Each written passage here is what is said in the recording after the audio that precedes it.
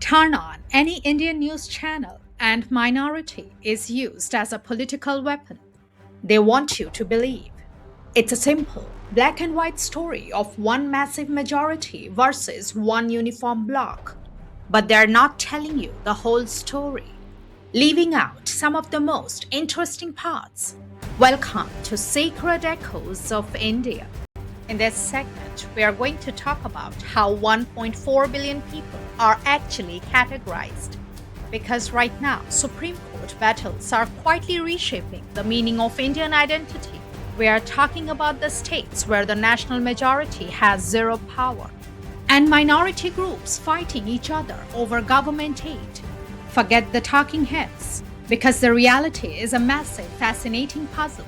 Look closely and you'll realize that in India, anyone can be a minority, including a Hindi-speaking Hindu. Who is a minority in India? If I ask you to close your eyes and picture a minority in India, what face pops into your head? If you watch mainstream news, you are probably thinking of one specific community. But today, we are setting aside the political narratives and looking at the bigger picture. India's system for identifying minorities is facing a profound constitutional challenge. Because when you try to apply a single rule to a country that functions more like an entire continent, the system breaks down. Think of India as a giant school. School-wide, cricket is the most popular sport. But step into one classroom and everyone plays hockey. Walk into another and it's all football. If you make rules for the whole school, you miss what's happening in the classrooms. At the national level, the central government has a fixed list of 6 official minorities. But here is the paradox that is currently shaking up Indian courts. What happens when a national majority community becomes a tiny fraction in a specific state? Take a look at the data. In states like Punjab, Jammu Kashmir, Mizoram, and Nagaland, Hindus are numerically a clear minority, sometimes dropping below 5% of the population. On the flip side, Muslims make up roughly 96% of the population in Lakshadweep, and Christians form over 87% of the population in Nagaland. This is why the Supreme Court historic TMA Pi ruling explicitly stated that because India's states were drawn along linguistic and cultural lines, the state must be the unit to determine who a minority is. Recent legal battles in the Supreme Court are pushing hard to finally implement this state-by-state rule, which would fundamentally change who qualifies for local protections and school rights, how other minorities actually live. When we look past the headlines, we see that the minority experience in India is not uniform. It varies drastically depending on who you are and where you live. Let's look at the smaller micro-minorities. The Parsis and Jains are tiny fractions of the population. Yet, sociologically, they are among the country's most affluent, educated, and urbanized communities. They rarely rely on government welfare, but they deeply value their constitutional rights to protect their unique heritage and educational institutions. In states like Mizoram or Meghalaya, Christians are the dominant majority running local governments and social institutions. They are the cultural mainstream there. But if a Christian moves to Uttar Pradesh or Madhya Pradesh, they suddenly navigate life as a small minority, often facing complex local political dynamics, like recent debates over state-level anti-conversion laws.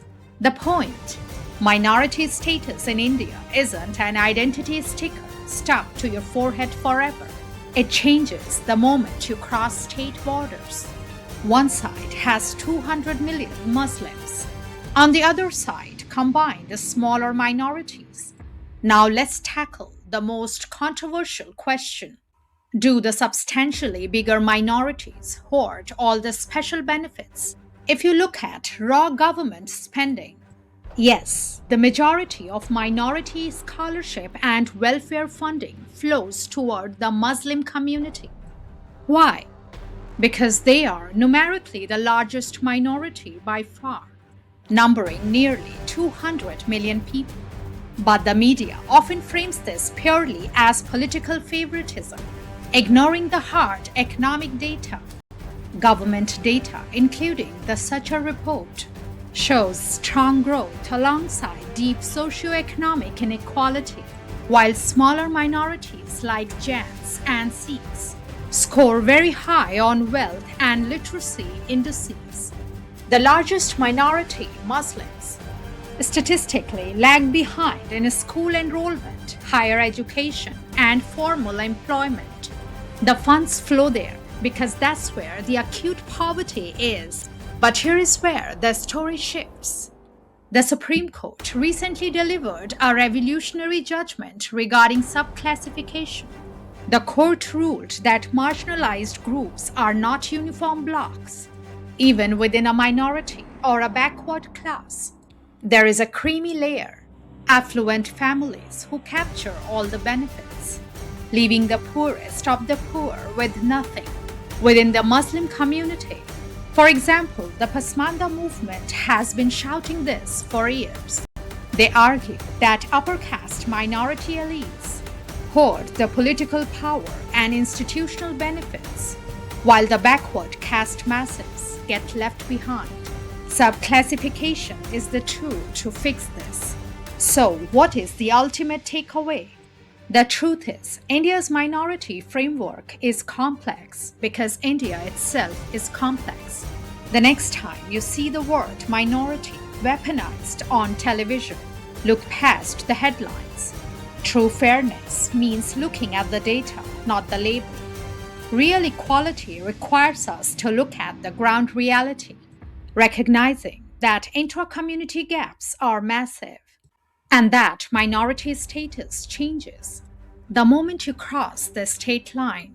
As the Supreme Court redraws these lines, where do you stand? Should we localize the minority definition to the state level or adopt an income-blind approach to ensure aid reaches to the poorest individuals, regardless of faith?